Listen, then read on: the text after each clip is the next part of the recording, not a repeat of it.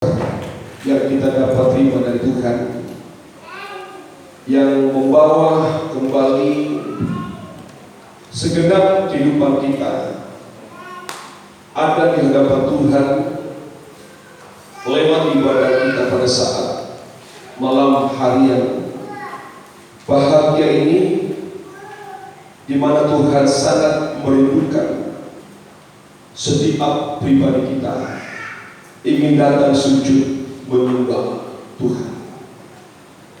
Sebab penyembahan adalah merupakan satu sikap hati anak Tuhan untuk membawa kita dapat memiliki satu komunikasi dalam roh dengan Tuhan. Tidak ada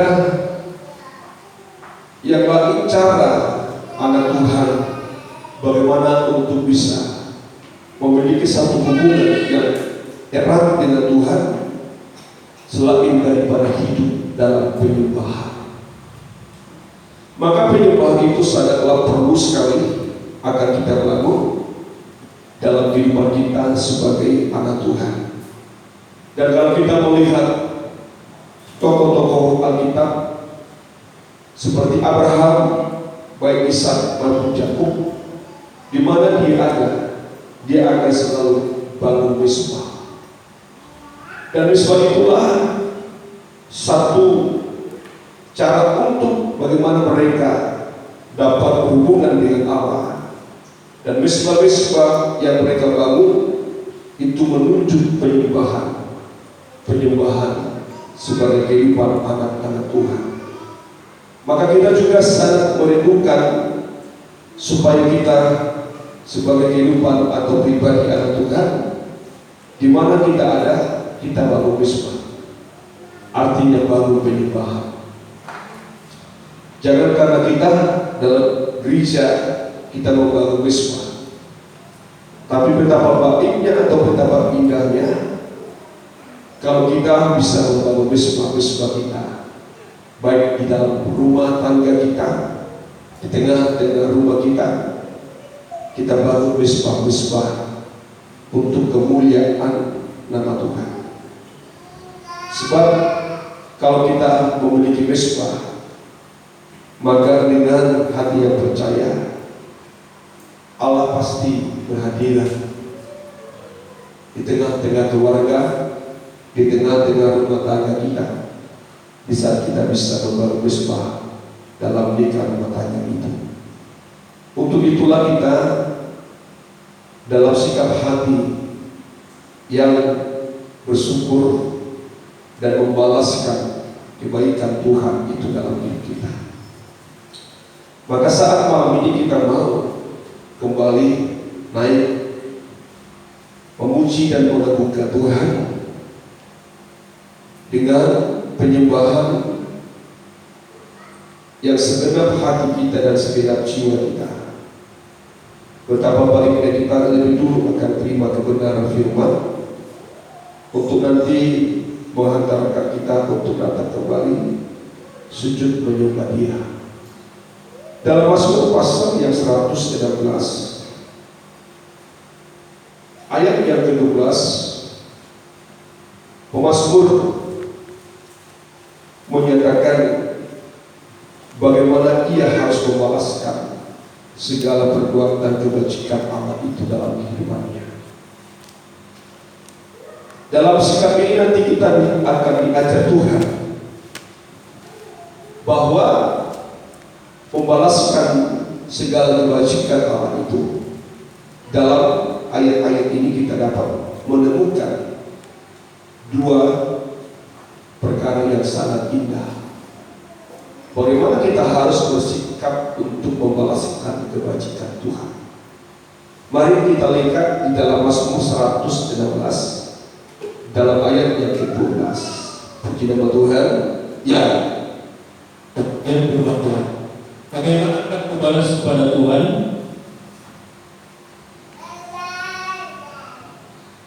Bagaimana akan membalas kepada Tuhan segala kebajikannya kepadaku? Ya.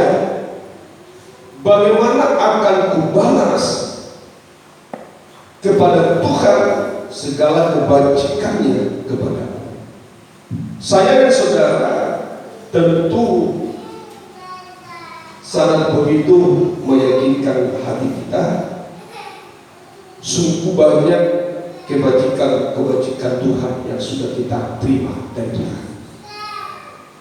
Tidak ada seorang manusia, kalau dia manusia yang menyadari Tuhan dalam kehidupannya, yang tidak merasakan kebajikan Tuhan.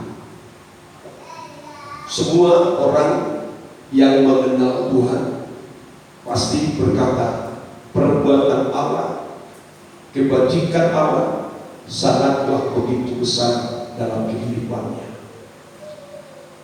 Tetapi apakah manusia itu yang menyadari kebajikan yang begitu besar yang mereka dapat dari Allah, ingin membalaskan perbuatan Allah itu dalam dirinya?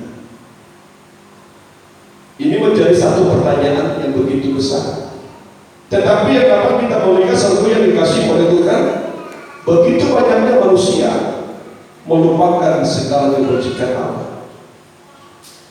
Atau orang mungkin mengingat kebajikan Allah dalam kehidupannya, tetapi tidak tahu membalaskan perbuatan kebajikan Allah dalam kehidupannya. Tetapi kita melihat apa yang dikatakan pemazmur Daud ini. Saya yakin ini tulisan Daud, pemazmur Daud. Di saat dia mengalami perbuatan Allah yang sangat begitu besar dalam kehidupannya, dia mengalami kebajikan Allah dalam dirinya. Dan setiap kebajikan Allah itu, dia ingat dalam dirinya, dia ingat dalam kehidupannya, dan dia selalu ingin membalaskan kebajikan itu. Mungkin kita berkata itu Daud, karena Daud seorang pribadi yang sangat banyak menerima cinta kasih Allah dalam kehidupannya. Mungkin kita juga bisa berkata, oleh karena Daud seorang pilihan Allah menjadi seorang raja di tengah-tengah orang Israel. Tetapi aku berkata, lebih dari perbuatan Allah kepada Raja Daud, Allah telah berbuat bagi saya dan saudara. Kita harus menyadari satu yang dikasih oleh Tuhan. Kita ini bukan bangsa pilihan Tuhan. Kita ini bukan bangsa Israel secara jasmani, umat yang dikasih Tuhan. Rasul Petrus mengatakan, dahulu kamu bukan umat Allah, bukan umat kesayangan Tuhan, tetapi sekarang engkau menjadi umat kesayangan Tuhan. Kalimat kesayangan itu tidak berbeda. Cinta kasih Allah kepada Daud, cinta kasih Allah kepada saya dan saudara. Artinya kebajikan Allah tidak berbeda. Yang diberikan Allah kepada Daud, yang diberikan Allah kepada saya dan saudara, kebajikan itu sama, porsinya sama, besarnya sama. Tetapi banyak di antara kita tidak tahu membalaskan kebajikan Allah, seperti apa yang dikatakan oleh Daud dalam Mazmur 116 ini. Aku ingin membalas kebajikannya kepadaku. Di sini kita akan melihat bagaimana Daud itu membalaskan kebajikan Allah itu, supaya kita juga belajar bagaimana nanti kita bisa membalaskan kebajikan Allah. Ada dua yang saya melihat di dalam ayat ini, yang tentunya akan membuat satu dorongan atau motivasi bagi saya untuk kita selalu dapat berbuat membalaskan kebajikan Allah. Dalam ayat yang selanjutnya kita akan melihat apa yang dikatakan penulis Mazmur atau Mazmur ini untuk nanti menjadi satu edukasi atau arahan motivasi bagi saya dan saudara. Kita lihat selanjutnya dalam ayat yang ke-13 apa yang dikatakan pemazmur Daud ini. Puji nama Tuhan. Terus ya, aku akan melakukan piala keselamatan dan menurunkan nama Tuhan. Dan perhatikan, aku akan mengangkat, dikatakan oleh Daud, aku akan mengangkat piala keselamatan. Piala itu merupakan satu hadiah, tetapi hadiah yang diterima oleh Daud adalah keselamatan. Piala keselamatan itu, pialanya apa? Korban Kristus itu.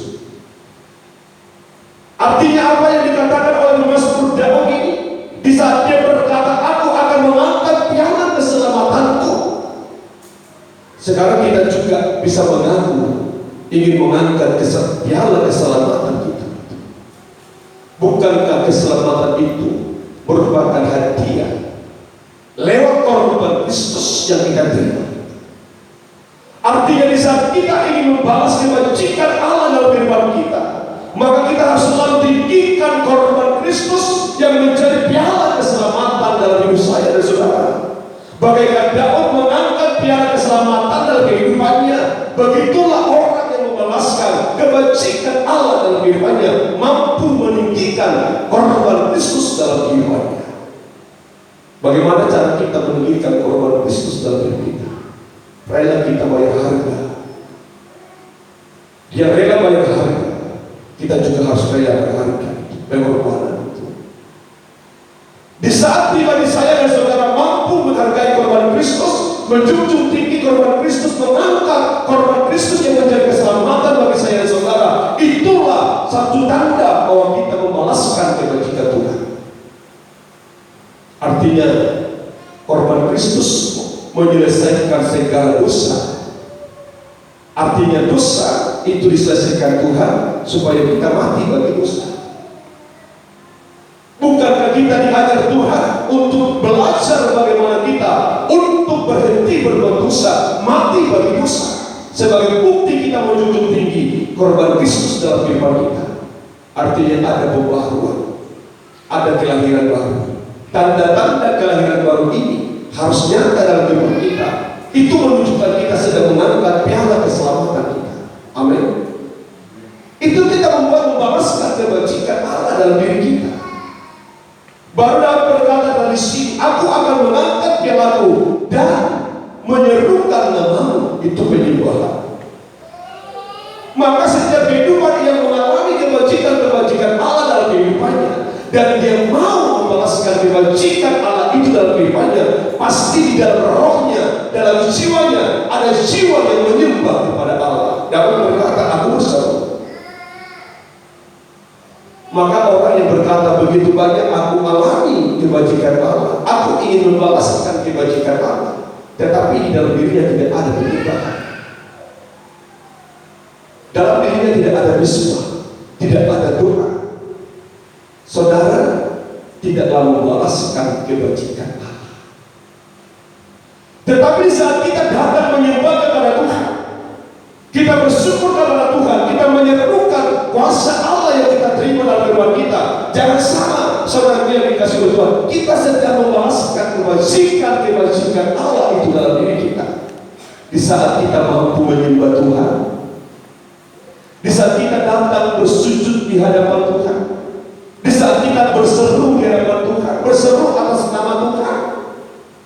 Bukan berarti kita asal berseru kepada Dia, tetapi justru kita berseru kepada Allah yang kita sembah, karena kita merasakan begitu besarnya kebajikan Allah itu dalam diri kita. Maka untuk itulah kita mengatakan hari ini kepada Tuhan, aku mau menyembah Dia. Mari kita berkata kepada Tuhan hari ini, aku akan mengalami pembaharuan dalam kehidupanku ya Tuhan. Aku akan menunjukkan kriteria lahir baru dalam kehidupan untuk mengangkat piala keselamatan yang kau berikan kepadaku. Ada perubahan hidup, ada pembaharuan. Orang yang mengalami perubahan hidup itu, perhatikan ini. Sekali lagi saya katakan, orang yang telah mengalami pembaharuan hidup, di dalam hidupnya pasti ada perubahan. Orang mengatakan aku mengalami kehidupan baru tapi tidak mampu berdoa. Kita berkata aku sudah lahir baru. Kita berkata aku sudah mengalami pembaharuan dalam kehidupanku, tetapi tidak ada roh menyembah kepada Allah. Tetapi orang yang mengalami pembaharuan dalam dirinya itu pasti ada roh kesukaan menyembah Tuhan. Amin. Dan itulah yang dialami oleh Daud dalam kehidupannya. Di saat dia mendapatkan keselamatan, dia angkat piala keselamatan itu dalam kehidupannya, maka dia berseru kepada Tuhan. Maka dia berkata, aku berseru kepadamu ya Tuhan. Karena apa? Ada roh pengalaman pembaharuan hidup. Orang yang tidak alami pembaharuan akan dirinya, akan hidupnya, adalah orang yang tidak suka menyembah Tuhan. Lihat itu. Walaupun dia berkata, aku sudah lahir baru, walaupun dia berkata bernyanyi-nyanyi, aku lahir baru, aku lahir baru, tetapi bukti orang yang hidup lahir baru pasti ada kesukaan untuk menyembah Tuhan. Tidak boleh benar. Karena apa? Karena pembaharuan hidup yang dimaksudkan adalah pembaharuan pikiran, pembaharuan hati, pembaharuan roh dan jiwa. Untuk apa diperbaharui? Untuk menjadi serupa dengan Kristus. Siapa Kristus? Kristus adalah seorang pribadi yang suka menyembah Tuhan. Itu menjadi teladan yang harus kita miliki dalam kehidupan kita. Orang yang mengatakan dirinya mengalami pembaharuan atas dirinya, tetapi dirinya tidak pernah suka akan pengagungan dan pemujian akan Tuhan. Tapi orang yang mengalami pembaharuan itu, hatinya akan selalu bersuka untuk memuji dan memuliakan Tuhan. Amin. Yang selanjutnya dikatakan Daud dalam ayat yang ke-14 ini, perhatikan dengan baik. Ayat 14 apa dikatakan Daud di dalam ayat ini, dalam Mazmur 119, aku membayar akan membayar nazarku kepada Tuhan di depan seluruh umat. Aku akan membayar nazarku kepada Tuhan. Nazar itu adalah janji dari diri sendiri. Orang yang mengalami pembaharuan dalam hidupnya adalah orang yang tidak pernah ingkar janji. Orang yang menepati nazar kepada Allah. Kita menyadari seluruhnya dikasih Tuhan. Semua kehidupan anak Tuhan yang pernah alami kebajikan Tuhan pasti bernazar. Tetapi yang menjadi pertanyaan bagi saya dan saudara, adakah kita membayar nazar kita kepada Allah? Saya tidak bicara tentang nazar pemberian hak yang lahir, tetapi kita membayar nazar hati kita, nazar jiwa kita. Di waktu kita mendapatkan keselamatan, perbuatan, kebajikan Allah dalam kehidupan kita, kita berkata, aku akan setia kepada Tuhan. Nazar ini yang selalu kita akan sampaikan kepada Tuhan, baik lewat pujian, sering kita berkata, kalau kita menyadarinya. Bukankah ada pujian kita berkata, ku mau setia sampai mati. Itu nazar loh. Tetapi begitu enaknya kita menyanyikan satu pujian, tetapi pujian yang kita nyanyikan menjadi satu nazar kita kepada Allah. Tetapi yang menjadi prakteknya adalah kita melakukan itu dalam kehidupan kita. Daud berkata, aku membayar nazarku. Di waktu kita mengalami percobaan dalam hidup kita berdoa kepada Tuhan, Tuhan tolong aku. Kalau engkau menolong ya Tuhan, maka aku akan setia melayani. Maka aku akan mengasihi engkau dengan segenap hati dan segenap jiwa. Pernyataan nazar ini sering terungkap dalam kehidupan anak-anak Tuhan. Tetapi adakah kita setia mengasihi Tuhan? Adakah kita mengasihi Dia lebih dari segala apa yang ada dalam dunia? Sebab kita sering bernazar, baik lewat perkataan kita, baik lewat puji-pujian kita, mungkin sekalipun lewat hati kita yang bernazar kepada Allah, aku mengasihi Engkau lebih dari segala apa yang aku miliki. Daud bernazar untuk itu. Tidak ada Allah selain Engkau. Engkau Allah yang mengasihi dengan segenap hati dan segenap jiwa. Nazar itulah yang dinyatakan Daud di tengah-tengah umat bangsa. Itulah orang yang bersikap membalaskan kebajikan Allah dalam kehidupannya. Maka Daud ini sering dituliskan dalam Alkitab, bahkan juga perkataan Mazmur dan puji-pujian Daud dituliskan dalam kitab. Sebab apa? Sebab semua apa yang diucapkan Daud menjadi kenyataan dalam praktek dalam hidupnya. Dan itulah yang harus kita mau miliki dalam diri kita. Aku mau setia beribadah pada Tuhan. Banyak alasan kita berkata itu. Aku mau setia melayani Engkau, setia mau beribadah kepada Tuhan. Mulut kita belajar, hati kita, roh kita tidak melakukan ajaran ini. Tapi ingat, segala nazar akan dituntut oleh Tuhan. Amin. Amin. Tidak ada nazar yang tidak dibentukkan oleh Tuhan. Maka pengkhotbah mengatakan, bayar nazar. Seorang anak Tuhan yang bernazar kepada Allah harus ditepati. Tidak boleh tidak. Kita lihat dalam Pengkhotbah pasal 5 ayat 4 dan ayat 5. Puji Tuhan. Ya, teruskan. Haleluya. Pengkhotbah 5 ayat yang 4. Perhatikan dengan baik, saudaraku, ya. Puji Tuhan, kan? Ya. Dan aku melihat bahwa segala jerih payah dan segala kecakapan dalam pekerjaan adalah iri hati seorang terhadap yang lain. Itu Pengkhotbah pasal 5. Pengkhotbah pasal 5 ayat yang keempat dan ayat 5. Perhatikan ini baik, puji Tuhan. Ya. Kalau engkau bernazar kepada Allah, kalau engkau bernazar kepada Allah, terus ya. janganlah menunda menepatinya. Ya teruskan. Karena ia tidak senang kepada orang-orang bodoh. Ya teruskan. Tetapilah belajar. Ya.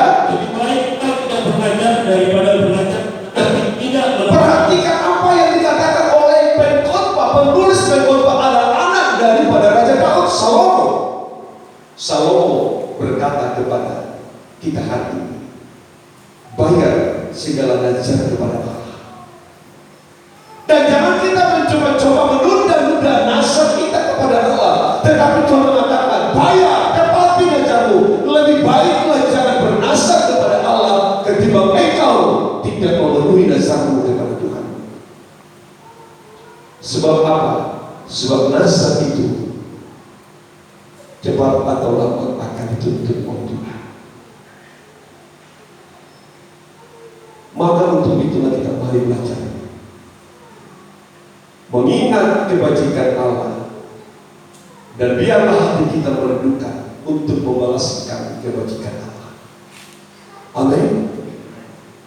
Di saat Allah berkata membayar nazarnya di hadapan Allah, artinya dia membuktikan bagaimana janjinya kepada Allah di tengah-tengah umatnya. Contohnya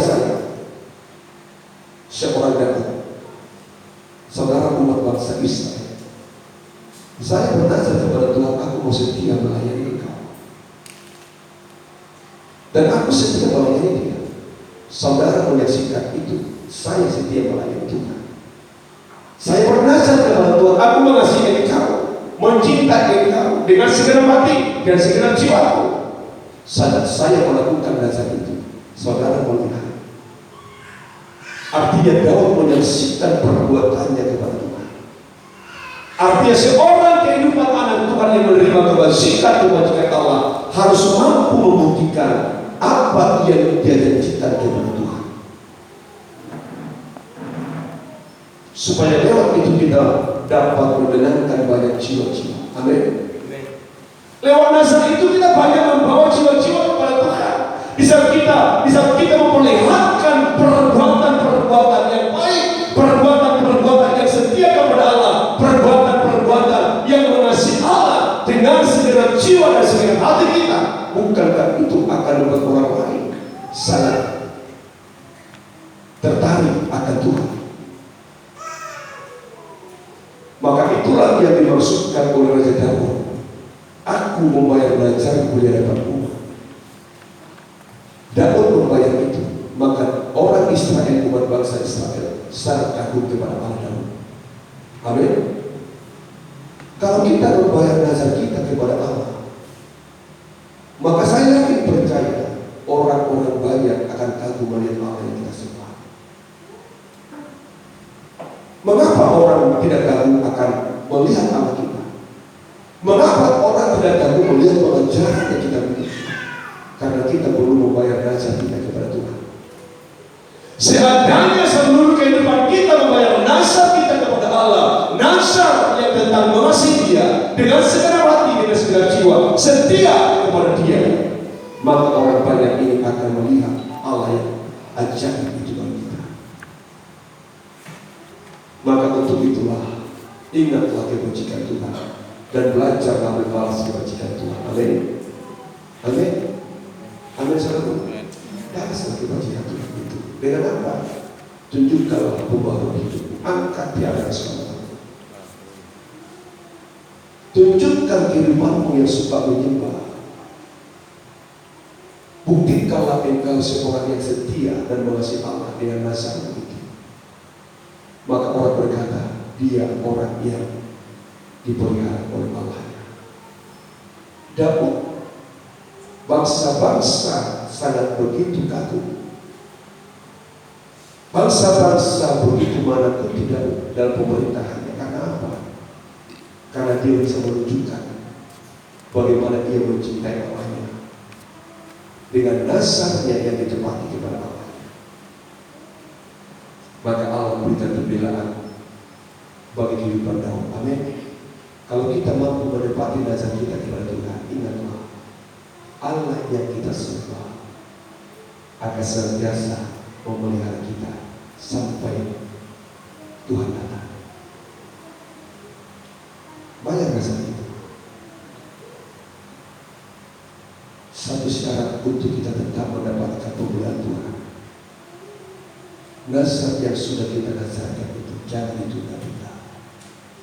Daud tidak menunda nazarnya, maka Allah selalu memberikan pembelaan dalam setiap langkah-langkah kehidupan Daud. Jangan hari ini engkau mau mengasihi Tuhan, besok ini. Kalau nazar yang ditepati itu tak pernah berubah. Janji yang berubah-ubah itu bukan janji, tetapi itu dusta. Tapi janji atau nazar yang ditepati itu tetap adanya. Amin. Amin. Jangan berubah kesetiaanmu. Jangan berubah cinta kasihmu pada Tuhan. Aku pun begitu. Saya 3 bulan tidak mampu menerima sekolah itu. Aku mau pulang. Aku tidak terima. Aku mau jadi hamba Tuhan. Tapi seketika aku mendengar satu firman yang begitu menyentuh hati saya. Sejak itu aku bernazar kepada Tuhan di depan seorang hamba Tuhan.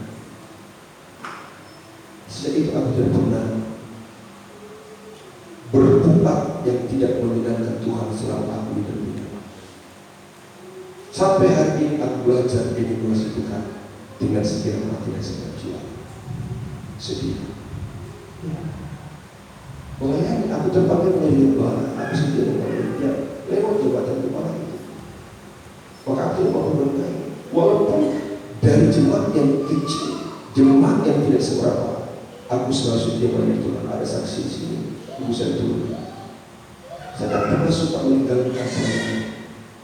Kalau bukan karena urusan tertentu yang sangat penting, saya tunjukkan kesetiaan itu dalam melayani Tuhan. Maka imam-imam belajarlah penuhi nazarmu kepada Tuhan, supaya nanti lewat nazar itu kita menuntut Tuhan kita. Bisa kita menepati nazar, kita bisa tuntut Dia. Daud menuntut Allahnya. Tuhan, musuh-musuhku Engkau yang hancurkan. Tuhan mengajarkan musuh. Tuhan, aku mau kerajaanmu tidak digoyahkan. Tuhan tidak menggoyahkan kerajaan Daud. Karena apa? Dia bayar nazar. Mari kita belajar bahwa nazar kita kepada Tuhan. Amin. Amin ya. Lihat Daud ini. Aku melihat kebajikan Tuhan. Aku mau mengangkat piala keselamatan dan berseru kepada, dan aku mau